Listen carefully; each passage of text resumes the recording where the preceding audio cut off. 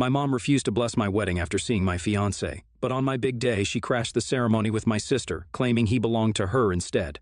Hey everyone, I'm 25, female, and I am fuming. I'm pretty sure this will be the last time I will ever speak with my family, and I wanted to know if you guys would do the same if you were in my shoes. The main characters in the story are me, 25, female, my sister Ali, 23, female, and my mom, 47, female. Growing up, my mom was much closer to Ellie than she was to me. I suppose it was because I was much more masculine than both of them. I had different interests and different goals altogether. I was playing soccer since my middle school days, and as I grew older, I started to get more interested in other sports like volleyball and swimming. Eventually, I got a scholarship due to soccer, and that is how I ended up going to a university 4 states away. While I went away to university, Ellie decided that she wanted nothing to do with university or higher studies. She is a high school dropout, and she is proud of that. Since her first years of high school, she was much more focused on having romantic affairs with people, and somewhere our mom instigated her to keep doing this. In my mom's eyes, the best thing a girl can do is to have several men doting on her, because it is far more likely to have a better life with admirers than when you settle down with someone. My parents separated because of my mom's strong opinions about what a man should be and how a man should act. My dad was an emotionally mature, available guy, which was too much for her. When my parents separated, I was the only one who was in touch with my dad. Ellie believed every word that mom had fed her and decided that dad was indeed a wuss, and she would be much better without a father figure in her life because he was not much of a father to us anyway. I can't say I agree with her opinions about him. I tried to correct her opinions about our dad, but she was not interested in that relationship at all. In her eyes, he dug his grave when he decided to burden mom with his emotional needs. Her strange notions about masculinity and male mindset really bothered me. Somewhere I felt that she was growing up to be a bit more man-hating, but that was not all. When Ellie was out having romantic relationships, I was busy working on my university degree. Since I was focusing on my degree and my soccer scholarship, I did not have time to date. That bothered Ellie and our mom to no end. In their eyes, what worth do I have if I cannot marry someone worth good money? It was strange hearing them say those things. My mom even went as far as to give me terrible dating advice, which included how I should hit the place where men feel weak and then console them so that I can manipulate them. How I have to manipulate someone to have them stay with me, have them be with me, have them like me. Her words were so strange to me. Her pieces of advice were so alien. I thanked her for them and proceeded to never follow them. When I was 22, I met someone in my master's course. We started dating, and eventually, when I was 24, we were engaged to be wedded. Because of my mom's strange notions about what a woman must do to keep someone in her life, I decided it would be better if I hid the existence of my boyfriend until we were engaged. My dad was very much aware of my boyfriend, and had met him quite a few times before we got engaged. After informing my dad about my engagement, I decided that it was time to take my fiancé to my mom, so I did. The meeting did not go as I had planned. At first, when I brought him home, my mom was extremely happy, but not because he was my fiancé. Oh no, mom did not let me finish introducing him. I had only said his name, and mom said that finally I have come around as a sister because he is the perfect man for Ellie. I should have told her and Ellie about this before. I was too stunned to speak, and so was my fiancé. We both watched as Ellie jumped around in skimpy outfits, not even trying to hide the fact that I was right there. Even if my fiancé was not my fiancé and was just a friend, this was extremely inappropriate behavior. I finally caught my breath after 5 minutes of this drama and decided to set the facts straight. I showed them my ring and told them that he is my fiancé, and I would have appreciated it if my mom for once cared about my happiness instead of Ellie's. Hearing that, my mom took a good look at my fiancé's face. After taking a good look at his face, my mom told me that she cannot give her blessings for this marriage. I could not believe my ears. I was shocked and hurt. I was feeling way too many things at that moment, to be honest, but accepting her opinions, I left the house with my fiancé. He asked me if I wanted to still marry him, as he knew that I cared about her opinions.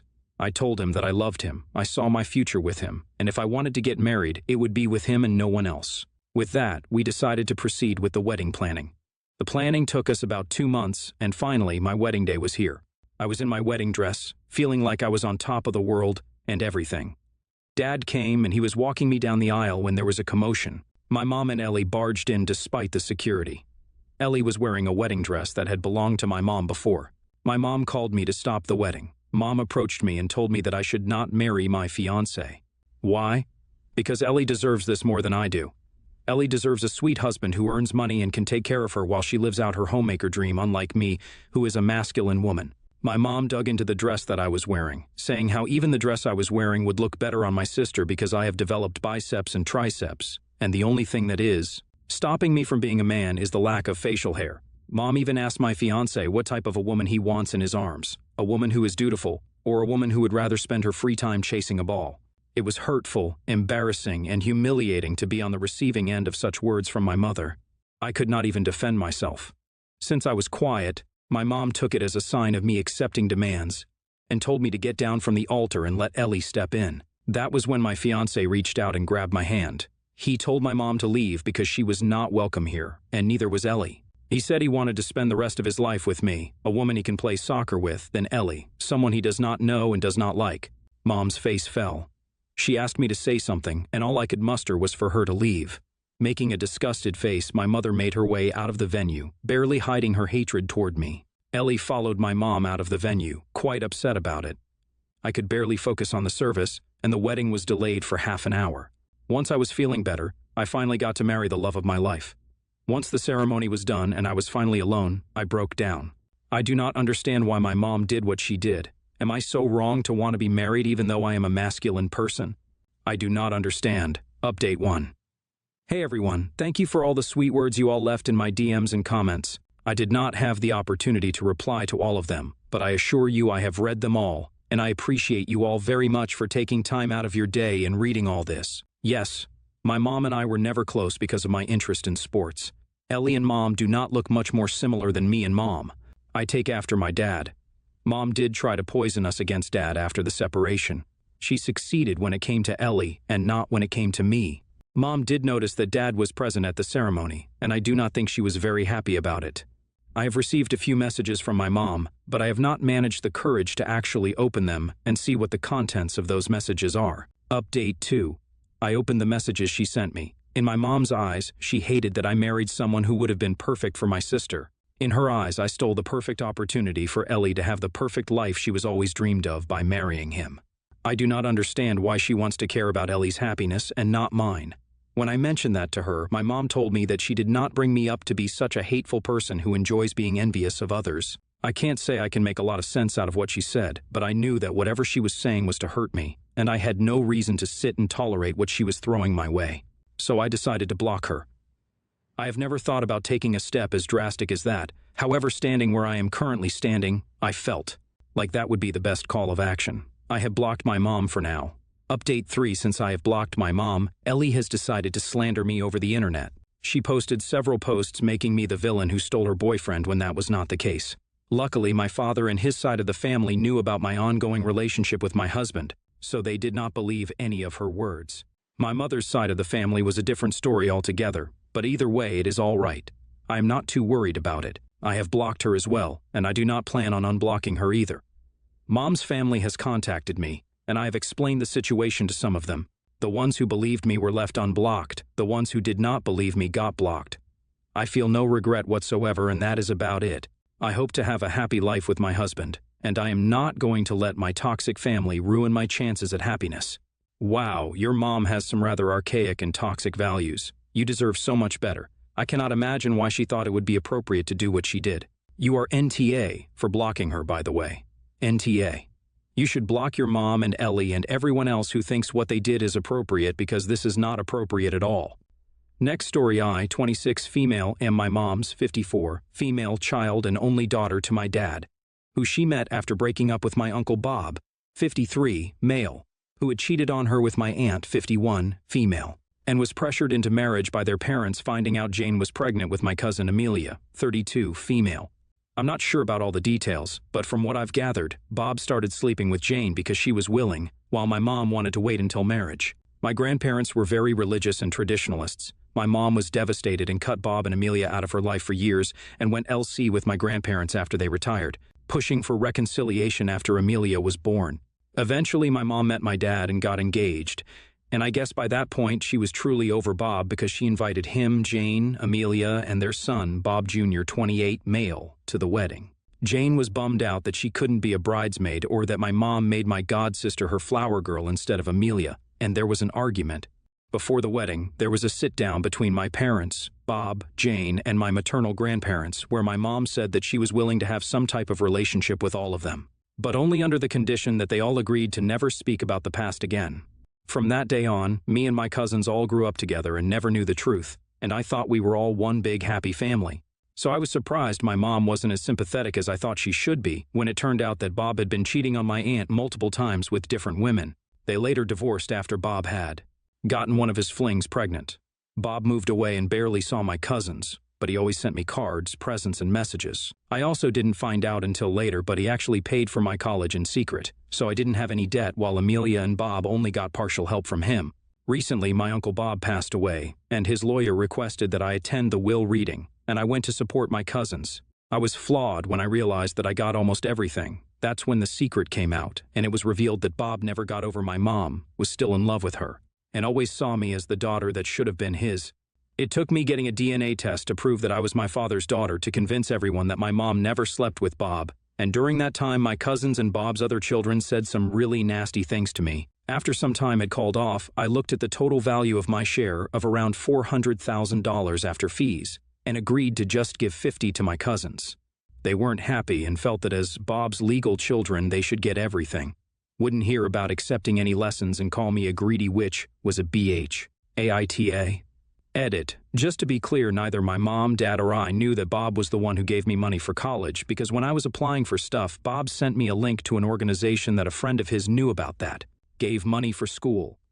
The place seemed legit and asked me to show my college acceptance letter, along with a 300 to 500 word personal statement and a copy of my transcripts, and that I'd find out in about 2 weeks if I got it. After he got the stuff I sent, Bob Googled the average of the school I was going to and mailed me a check for that amount. The check was sent to a P.O. box that I had, and that's how Bob would send me the money every year. Edit to also.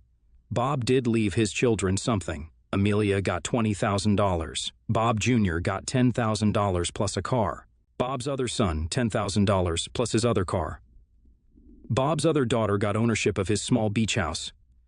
She's the only one who lives in the same state as it. See how you're willing to give them 50% of something given to you out of your control, yet they want you to have nothing. Cut them out and give them nothing. You'll never be able to do enough if it weighs on your conscience. Then maybe 10 to 20% for them to split, but make everything formal with a lawyer, agree to nothing, and give nothing without it being in writing from a lawyer. You don't communicate it, your lawyer does. If you aren't willing to get a lawyer, then let it go. It'll be too messy otherwise. NTA, don't give them a dime. Bob's money, Bob's decision. Next story. I, 22, female, am my mom's, 40, female, oldest child. She has another daughter named Andy, for female, that she and her wife Ella, 38, female, had together shortly after they got married. I'm not very close with my mom. My bio dad wasn't the best person, and I know that in her eyes I was just a reminder of him. When I was 8, she sent me off to live with my grandmother, and really the only time I ever heard from her was when she'd send money for me every few months. I spent a very large portion of my childhood wondering why she didn't want me, or why she never seemed to even like me. I would always create reasons as to why, convincing myself that I must have done something wrong. Before Annie was born and my mother and I had sort of started to speak more than we had previously, my therapist suggested that I just sit my mom down and talk to her directly, instead of wondering what the answers were. I could just hear them from the source. My mom told me that she sent me to live with my grandmother because she couldn't stand being near me. Me being out of her sight made it easier for her to pretend I didn't exist, which then made it easier for her to go on with her life and heal. I don't blame her for feeling that way. Like I said, my bio dad isn't a good person, and I get why she couldn't handle being my mom. I don't necessarily forgive her because I was a kid and I deserved better, but I also don't hold her totally responsible because I know she was going through a lot. I'm not sure how much her wife Ellen knows about our history, but she has been very clearly trying to get my mom and I to reconnect. I guess she wants me to know Andy. Maybe they both do, but I'm not sure. My mom asked me to meet her for coffee to talk. While we were at the coffee place, she told me that she was sorry about how things played out between us, and that she hoped her apology was enough for me to forgive her. I said that it meant a lot to hear her say sorry, but that her saying it wasn't enough for me to just forgive and forget it all. I understand her and I empathize with her, but I can't forgive her. After I left, she ended up texting me and telling me how unfair I was being to tell her that her sorry wasn't enough. She said it took a lot for her to get to the point where she could own up to this, and me just saying it essentially meant nothing really hurt her feelings. In her last text, she said I didn't have to outright say I can't forgive her. especially since I do seem to want to have some sort of relationship with her. I could have just kept that info to myself. I guess she's right, I definitely didn't have to say it, but I did. Edit. Please read my comments for further context. Sorry I didn't include it here, but my mother isn't a narcissist and I don't think she's a bad person. I think we're both unfortunately products of our situations, and I'm not mad at her, not really. I don't like that it happened, and I wish that I could change it but I obviously can't. I recognize that she was hurt, but I also recognize that I was a child.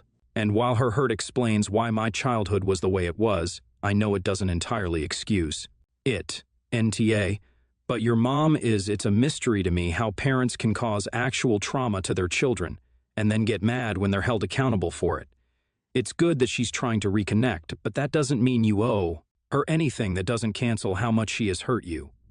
NTA at all. Your assessment of her actions is profoundly empathetic and kind considering she abandoned you. Her excuse is insufficient. I have 2 children, my 2 husbands, 16 years apart, both of whom strongly resemble their abusive dads, and I did not abandon them. From what you said, all you're asking for is for her to acknowledge the depth of what she did. I'm sorry she's still being selfish. I hope you find all the love and acceptance you deserve.